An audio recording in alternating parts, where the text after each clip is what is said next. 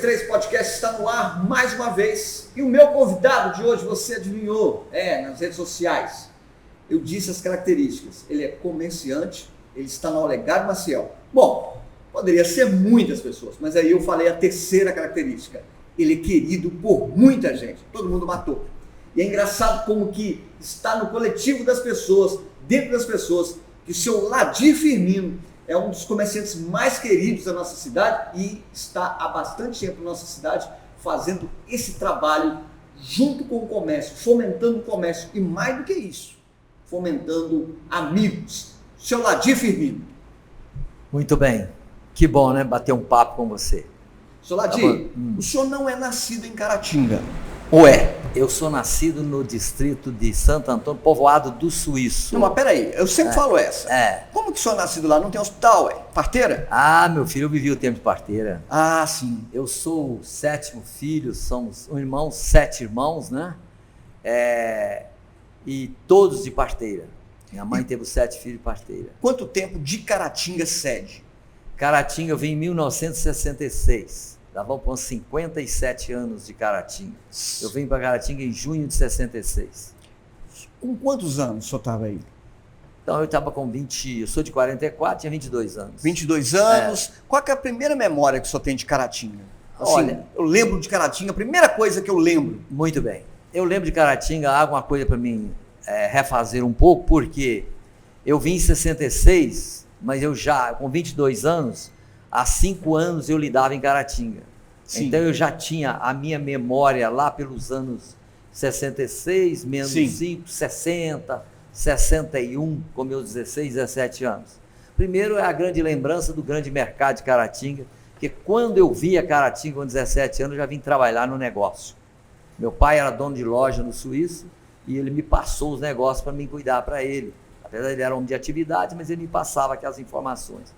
Agora, o mais importante disso tudo, meu irmão, é que meu pai, ele me apresentou os grandes comerciantes. Se você pensar, quando você fala disso... Quem eram os grandes comerciantes? Olha, pra você ter uma ideia, ele falava comigo do próprio Zé de Alencar, que estava naquela fase Caratinga saindo. O grande presidente. Grande presidente, o vice-presidente, né? Dário Grossi, José Chaves, Sotim. Você nem sabe quem é Sotim. Sotim era o dono da Casa das Louças, um grande atacado. Augusto Braga Filho. Também não sei. Era o dono da antiga agência de automóveis, ou na época do Jeep, Overlando Brasil, tá? A picape Willys, tá bom? Ele era o dono. Augusto Braga Filho. Até agora não teve ninguém com essa capacidade histórica, não. Isso aí é um papo que realmente eu aprendi muito novo a conhecer essas pessoas e eu não esqueço. Nós poderíamos dizer a família Bonfim. Sim, aí eu já conheço. Família Bonfim era a grande família comerciante Caratinga, tá bom? José Chaves, você viu falar? Não. Zé Chaves tornou também um grande empresário do ramo de atacadista de tecido em Caratinga. Então, veio. Antecedeu o Leão, por exemplo. Antes do Leão. Muito bem. Então, eu conheci esses homens. Você viu falar em Casa Três Irmãos? Já. Casa Três Irmãos eram de 3 irmãos, eram assim, turcos. Inclusive, um chamava Turquinho. Agora, o mais interessante é que eu, jovem de 20 anos, quando eu disse que ia casar, é um papo engraçado, meu irmão. Eu, quando estava no Suíço, eu nem sabia que se ganhava presente. É mesmo? Quando eu cheguei na Casa Três Irmãos e falei com o Turquinho que ia casar, ele falou, não é possível, Ladinho. Você é muito menino. Aqui, ó, se é verdade, escolhe um presente para você. Eu não sabia nem escolher. Sabe quem me ajudou? Você conheceu o pai do Altivim? Não. Loteria? Sou altivo, meu amigo. Olha, se papear com o Altivim e falar, seu pai era amigo do Ladir? Altivo, pai do Altivim, tá? Trabalhava nessa grande casa de atacado. Vendia armarinhos e ferragens. Ali eu até ganhei meu presente. Que bacana, né? O que o senhor ganhou, seu Ladir? Ele me mandou escolher, eu não sabia escolher. Falei, tio, ajuda nisso aí. Ele falou, Ladir, eu mando você escolher. Eu falei, então o que é? Ele falou, o que é útil para você? Ele falou, as coisas de casa. Tudo? Tudo. Ele falou, eu escolhi um aparelho de jantar que naquela época compunha mais ou menos tinha essa coisa, né? Umas 80 peças. Tinha essa coisa, colher para tudo, garfo para tudo, dois tipos de prato, pequeno e grande. E foi um sucesso para mim, tá bom? Tá bom? Então conheci. Então, lembrança. Eu estou dizendo de antes de chegar em Caratinga. Quando eu cheguei em Caratinga, acabei de concluir. Aí é o quê? Salomão é um grande amigo meu. Lembra tá que bom? era É o homem da Casa da Semente, Branco Barro Branco. E o que eu já disse, Sotinha, família Bonfim, os Bartolomeus, que era um atacado de armarim muito grande, e também o Nogueira, que é um grande atacado de armarim que teve. Aí já mais na frente um pouquinho. Então o senhor conheceu os grandes comerciantes? Conheci os grandes comerciantes. Eu até destaco muito. Quando nós falamos que Caratinga hoje é o grande comércio, sim, nós temos um grande comércio varejista. Mas nós tínhamos o varejo e tinha o grande atacadista. Mas qual que era o público desse atacado? Era o quê? A região? Aí é a região. A história é muito bonita. Primeiro que nós tínhamos Caratinga Estado. Não era o Caratinga emancipado. Exatamente. Tá outro dia quem teve aqui que falou sobre isso, o senhor Edmar Sobreira. Falou, rapaz, nós tínhamos um Estado. E eu sou antes do Edmar. Então tá aí, né? Edmar veio para aqui estudar. Eu lembro quando o Edmar, quer dizer, veio estudar, veio trabalhar no IBC, casar e tal. Então vamos para frente. Então eu conheci o Caratinga com esse grande atacadista, era um Caratinga, chama Caratinga Estado, podia quase falar, que era muito grande. Sim. Todos esses municípios vizinhos aí, uns 10, 12, né? Todos eram, desde o Ipaba, o Indé, né? Santa Bárbara, lá também, o Baporanga, tudo isso era Caratinga, tá?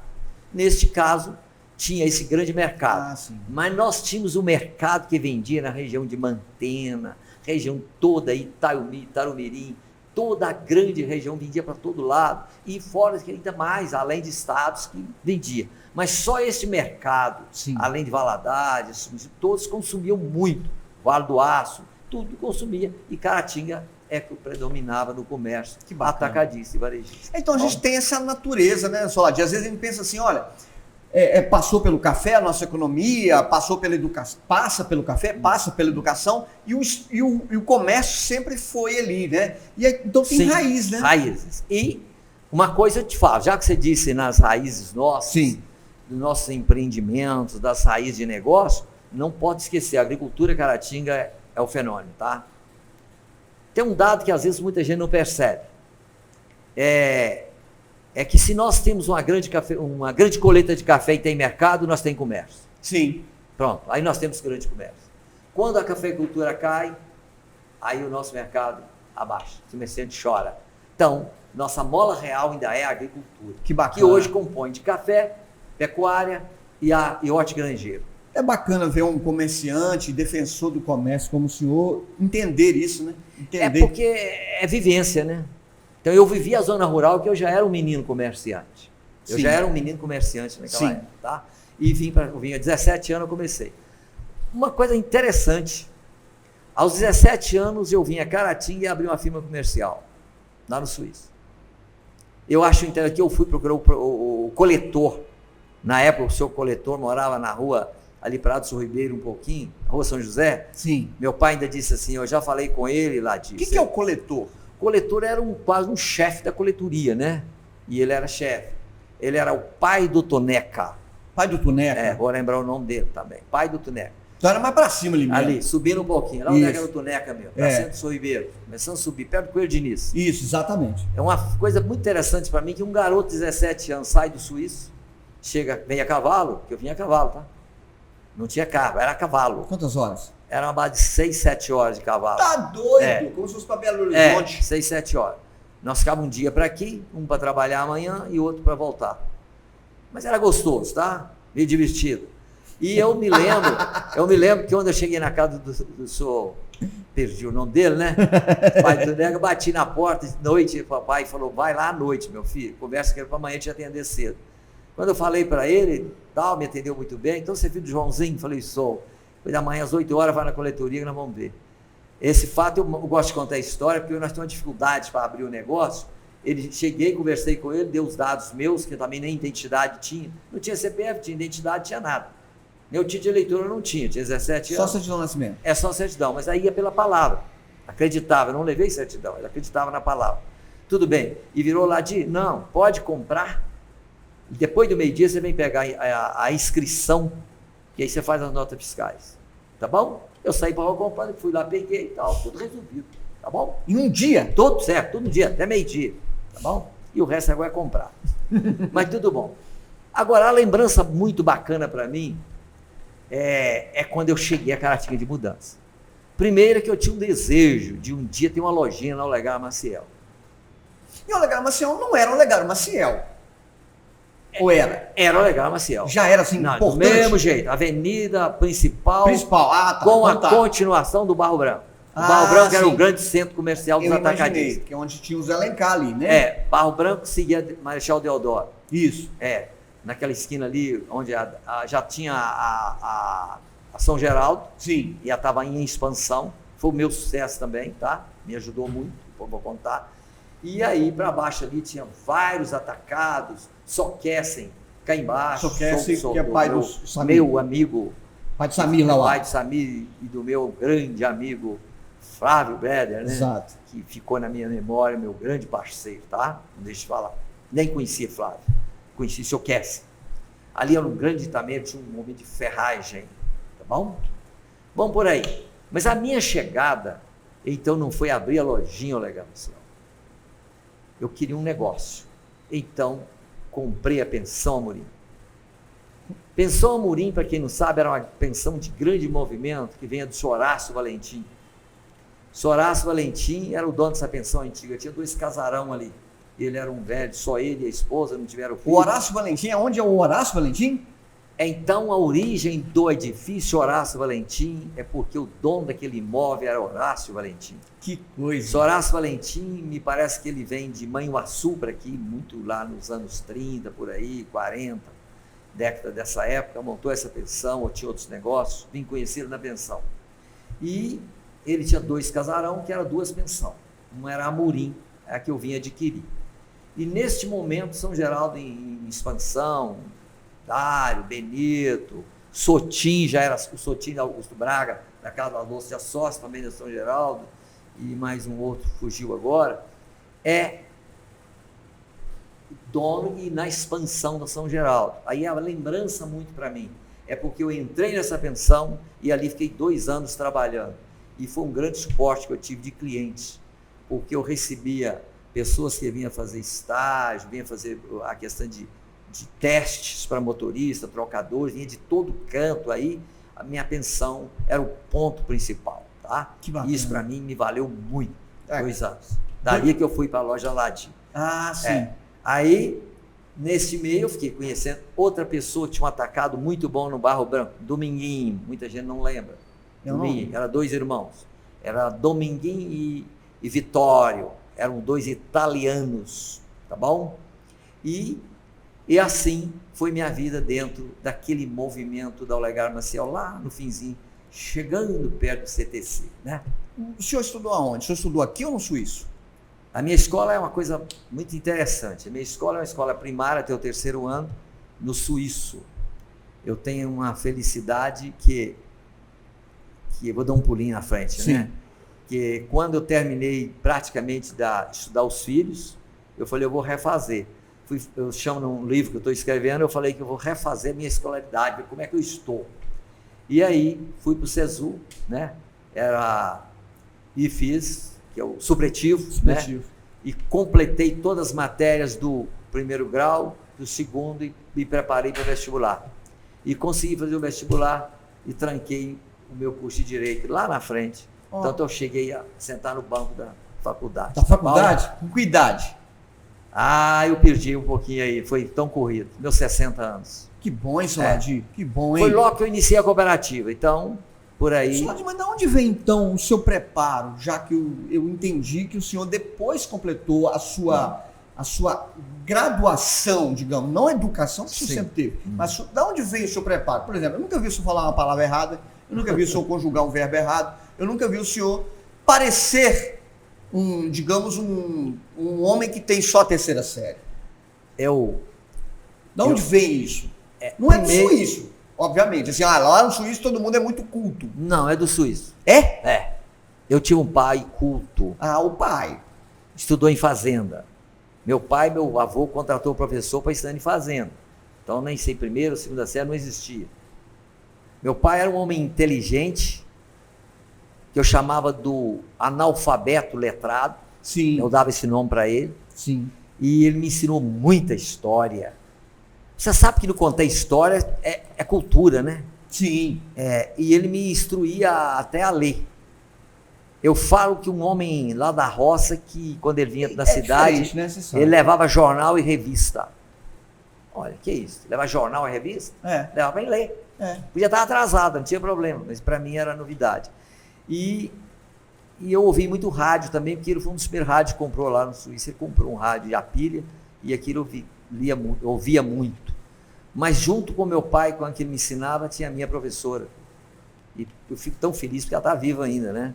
E ela até, no caso, quando eu fiz supletivo, sim, que eu fui, até eles me pediram, na época, eu fiquei com medo de me induzir a ser o orador das duas turmas, tá? Eu fui orador, isso foi na UNEC. Foi um grande palco, eu fiquei muito com medo, mas conseguia, acho que saí bem. E lá, o maior sucesso, porque eu levei ela, de cabelinho branco, ela foi lá na minha formatura, quando eu recebi o diploma, eu tenho a foto com ela, né? Sim. Tirada. E eu pensei que ia levar ela na formatura do direito, mas tive que trancar. Mas deixa aí. Então, acredito eu que a educação do meu pai, lógico, minha mãe, família, meu pai, que era o mais letrado, sim, a experiência de meu pai, eu falo muito nele, alguém fala, porque ele foi para mim importante. Ele tinha um sonho, que ele brincava, se eu pudesse fazer, eu seria advogado. Eu falei, pai, não é assim, não é fácil. E ele não tinha condição, até a vivência, né, na vida rural, não inspirou ele muito mais a isso. Até quando eu pensei no direito, pensando nele. Mas meu pai era um homem que esse processo que se faz hoje criminal, que morre uma pessoa, como é que chama isso aí, esse processo que vai à Polícia Civil para fazer o que nós chamava lá auto criminal lá há 60 anos. Boletim de ocorrência, isso? Mas não, é o auto criminal. O que ele faz? O laudo, o processo de pegar um morto, sim, e ver o característico, o porquê morreu. Legista. Legista, era um legista que nós falávamos esse auto criminal, ele fazia o processo. Ele era juiz de paz. Juiz de paz? Naquele então tempo, pronto, eleito pelo povo, tá? Era voto popular. Voto popular, apenas que eu tenho o diploma de suplente dele, na época ele era suplente de Santo Antônio Monassu. Sim. Tá bom. Ele ia, leva o delegado de polícia farmacêutico, fazia todo o laudo, todas as narrativas que precisava daquele corpo morto que achou. Sim. Enrolava todas as testemunhas, trazia, entregava o delegado passava o processo, passava o inquérito, levava para o juiz, timava as testemunhas, era válido. Ele tinha uma autorização para fazer isso. Que bacana. Tá. Eu achava aquilo bonito, tá? Lógico. Bom, e daí, acho que foi minha vivência no meio. Eu venho muito cedo, aos 22, então eu era um aluno bom da minha professora. Eu gostava de falar poesia, né? Sim. Garoto de 7, 8, 10 anos, 12 anos. E vim e comecei a ler. Acho que me desenvolveu muito também a minha vivência evangélica. Eu vim jovem para o momento evangélico. É verdade. Aí me despertou a literatura. Verdade. Toda a literatura que eu aproximava dela mais, e a leitura bíblica, que é um dos livros mais corretos em concordância às escrituras. E aquilo para mim foi muito profundo, tá? É verdade. Eu falo que quando eu, às vezes, li a Bíblia, eu via a correta da literatura. Eu esqueci desse lado. E aí também ler autores que escreviam sobre a Bíblia, livros e vai por aí. E no mais a envolvência com a massa, né? Acho que isso me ajudou. Então, vem a minha cultura, é um pouco empírica mesmo, tá? Mas vem de baixo. E na época, assim, o senhor veio para cá em 66, qual prefeito que o senhor lembra assim, e qual prefeito você acha assim que realmente foi o melhor, mas qual o melhor? Qual o juízo disso? Não. Quando eu vou falar de executivos, de administradores, de prefeitos, governadores, presidentes, até se uma hora se quiser fazer um trabalho sobre um presidente, eu gostaria, tá? Aproveitar um gancho aqui de falar. Sim. Eu sou juscelinista, tá? E conhecedor de Juscelino. E nunca votei nele. Nunca tive com ele. Tá bom. Sou leitor dos artigos dele. Volta aí. Quando eu vou falar, eu acho que todo prefeito contribuiu. Todo, cada um. Não tem nenhum que deixou de contribuir. Tem os que tiveram mais oportunidade ou os outros mais avançados, né? Vamos lá. Quando eu era garoto no Suíça, eu tive influência política. Não esqueço de uma campanha de Milton Chagas, Tim, pai do Chagão. Conheceu? O pai do Chagão. Meu amigo, homem que nós tínhamos uma amizade profunda. Na campanha de Milton Chagas, no Suíço, eu já tive influência política, que ele foi para casa do meu pai recebia essas autoridades, e ali o movimento começava ali. Bom, vem para a cidade. Conheci, então, o governo de Milton Chagas, depois vim conhecer o governo, o Zé Alemão, personagem importantíssima, homem de conceito de segurar o poder, dominar o poder, ter controle do poder, junto com a sua equipe, com os seus colegiados políticos. Sim. O senhor Cortes foi um grande prefeito de Caratinga, tive na sua gestão amizade, consideração. E vão passar por todos. Mas um prefeito que destacou em Caratinga chamava Quinzim Bonfim, Joaquim Bonfim. Rapaz, quase ninguém sabe. Ninguém falou desse cara até hoje. As maiores partes dos calçamentos centrais da cidade foi de Quinzim Bonfim. Bom? Ninguém citou esse prefeito até agora. Quinzim Bonfim, da família Bonfim. Um homem de alta linha, conhecedor, dinâmico, próspero, a família Bonfim era próspera. Sim. E Joaquim Bonfim, ou Quinzim Bonfim, foi um dos grandes prefeitos que deu um alinhamento, uma dinâmica na cidade de Caratinga. Que bacana. Parece que até as pontes mais foi por ele, tá bom? E assim viemos, né? Eu acompanhei quase todos dessa época, que veio lá de 64 para cá, 66 estava na cidade, 64 no Suíço, tinha 20 anos de idade. E também tivemos os populares, vamos dizer, João do Tino. Sim. João do Tino foi uma expressão do prefeito de Caratinga. Um líder popular, digamos. Líder popular, mas um homem dinâmico, ó. Um homem de visão administrativa. A prova é tanto que era líder político. Sim. Governou 3 meses numa intervenção. Sim. E continuou, ganhou uma eleição muito bem ganha e governou um governo muito bem na cidade de Caratinga.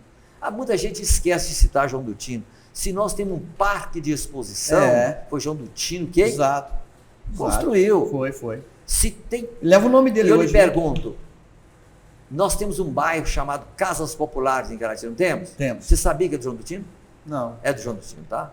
João da Costa Mafra. João da Costa Mafra, tá bom? Popular, político de Imbé. Exato. Bom? Então, esse homem deixou marca. Ele deixou essas duas obras, que eu achei interessante. Então, o conjunto lá. Conjunto habitacional e parque de exposição.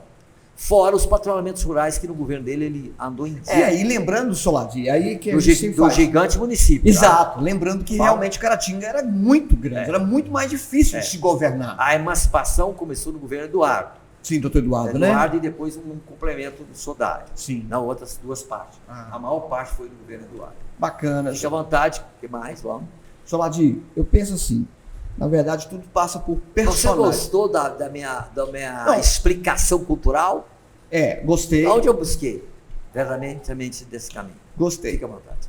Soladi, a gente passa por personagens também, não só políticos. Quem o senhor lembra que era contemporâneo seu, pessoas que o senhor citou aí, o seu Flávio Breda, que para mim também é muito importante por causa do meu pai. Ele, só para o senhor saber, eu disse a ele nas vezes que eu encontrei que eu era muito grato porque ele empregou o meu pai. O primeiro emprego do meu pai em Caratinga foi no Leão, graças ao seu Flávio. Então, assim, muito grato e por tudo que ele fez pelo meu pai. Mas quem eram os contemporâneos da sua época? Esses que não eram políticos, mas eram líderes, sem ser comerciantes, gente que lidava em Caratinga, que eram personagens. Olha, eu fico muito... Eu tenho uma série de... Para você ter uma ideia, eu não sei se eu vou conseguir. Eu já pensei em escrever um livro sobre... Eu tentei dar até o nome. Memórias Póstumas de Amigos. É uma coletânea que eu já fiz de pessoas que eu consegui chegar em Caratinga, um jovem vindo do Suíço com 22 anos, e já angariar essa amizade. Volta a alguns, mesmo político, demais essa ligação, que seria esses alguns nomes como o Tim, o João do Tino, Zé Alemão, São Moacir, Matos, né? E vem por aí outros, chegando o Fabinho e os outros. Mas vamos ligar. Eu liguei com essa parte comercial. É um amigo meu, por exemplo, se você lembra, o próprio Salomão, que eu disse, Pedro Meger, né? Tão amigo que um dia ele leva para mim um documentário, está guardado, ele escreve um documento, uma narrativa assim, importantíssima que eu li, e falou, isso é para você guardar. Depois me deu um livro de um prefeito, parente dele da Bahia, para mim ler, porque ele tinha uma vontade que eu fosse prefeito de Caratinga, Salomão. Muita gente tinha vontade que o senhor fosse prefeito, né? Até hoje há esse movimento, mas eu me esquivo, né? Aí, a Salomão, aí vem esses comerciantes como o Sodário, que eu disse, o Sotinte Grande, depois que cheguei. Sim. Pessoal da Brasiltec, você precisa ver que muita gente esquece, Sueleno e Zequinha. Esse eu conheço. Personagens, inclusive, que tornaram personagens que foram meus amigos e me deram grande ajuda, tá? Ajuda de referência, tá bom? Sou Luiz do Nascimento, família Moreira, você lembra o Chiquinho Moreira e Gastão Moreira, irmãos do Dênio Moreira. Dênio Moreira de Carvalho. São pessoas fantásticas. Agora, eu tenho que falar de uma pessoa que para mim marcou. E muita gente às vezes conhece pouco. Se teve o primeiro supermercado de Caratinga, talvez você sabe quem construiu? Não. E quem montou? Não. Roberto Carli. Roberto Carli, do supermercado Cruzeiro. Do Cruzeiro. Não é o da Raul Soares, é o supermercado Cruzeiro, apareado com a minha lojinha, onde está a Examar. Não, esse eu não vi. Ele construiu e montou o primeiro supermercado chamado Supermercado Cruzeiro, tá bom? E foi logo, eu não me lembro a data, eu não me lembro, foi antes de eu chegar a Caratinga. Quando eu cheguei em 66, já estava. Exatamente, para mim foi um personagem marcante na minha vida. Esse Roberto Carli, realmente. Tá bom? O Roberto, ele afinou a mim, eu não sei, eu não tinha nada para dar para ele. Eu estava abrindo uma lojinha, não tinha nada, não sei o que ele viu em mim, tornou meu amigo. Meu irmão, ele tornou tão meu amigo que ele só me tratava de irmão Ladir. Irmão Ladir. São fatos marcantes na vida minha com o Roberto, que dá outra oportunidade para a gente falar desse personagem, né? Irmão do Zé Romero. Então, vai por aí. E assim vai a lista de pessoas muito importante que nós tivemos em Caratinga. Bom, eu sei que você está gostando, eu sei que você está achando interessante o assunto e quer mais. Bom, para isso, a gente vai chamar uma parte 2. Exatamente, tem muito assunto para ser conversado aqui com o meu convidado, o seu Ladir. E eu quero te agradecer e agradecer o seu Ladir pela participação, mas a gente tem uma parte 2. Então acompanhe, não vai ser na sequência, mas a gente vai chamar uma parte 2 desse assunto que está muito bom, tá bom? Muito obrigado pela sua audiência até aqui, se inscreva no canal. Semana que vem tem outro entrevistado, quem será? Você vai adivinhar durante a semana. Muito obrigado. 033 Podcast, muito obrigado.